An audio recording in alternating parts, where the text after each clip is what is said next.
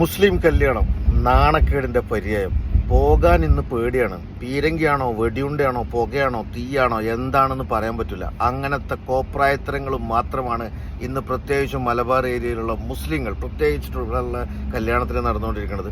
അതിലെന്തോ കല്യാണത്തിന് പോയി കഴിഞ്ഞാൽ സാധാരണക്കാരായ ജനങ്ങൾക്ക്, അയൽവാസികൾക്ക്, വിദൂര കുടുംബക്കാർക്കൊന്നും ഇപ്പോൾ സ്റ്റേജിൽ പോലും എടുക്കാൻ പറ്റില്ല. കാരണം ഒരു ബിസിനസ് ഗ്യാങ് ഉണ്ട്, ഒരു ബിസിനസ് ബ്യൂറോ, എന്താ പറയുക, ഒരു പ്രത്യേക ലെവലിലുള്ള ആൾക്കാർ. അവർ വന്നിട്ടില്ലെന്നുണ്ടെങ്കിൽ കല്യാണം ഫുള്ളാവില്ല.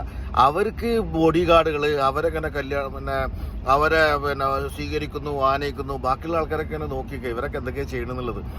ഇവരെ കൊണ്ട് എന്താ സ്റ്റേജിലേക്ക് അടുക്കാൻ പറ്റാത്ത അവസ്ഥ, കൂത്താട്ടങ്ങൾ എന്തൊക്കെയാണ്. വലിയ കല്യാണം നടത്തിക്കോ, നിങ്ങൾ സാമ്പത്തികമായിട്ടുണ്ടെന്നുണ്ടെങ്കിൽ ഏറ്റവും വലിയ കല്യാണം നടത്തണം. അറ്റ്ലീസ്റ്റ് ഒരു ക്യാഷ് ഫ്ലോ എങ്കിലും മാർക്കറ്റിൽ ഉണ്ടാവും, അത് നല്ലതാണ്. എൻ്റെ അഭിപ്രായത്തിൽ അങ്ങനെ തന്നെ നിങ്ങൾ നടത്തണം. പക്ഷെ നാട്ടുകാരൊക്കെ ക്ഷണിച്ചു വരുത്തിയിട്ട് അവർക്ക് നിങ്ങളെ കാണാൻ പോലും പറ്റാത്തൊരവസ്ഥ മോശമല്ലേ?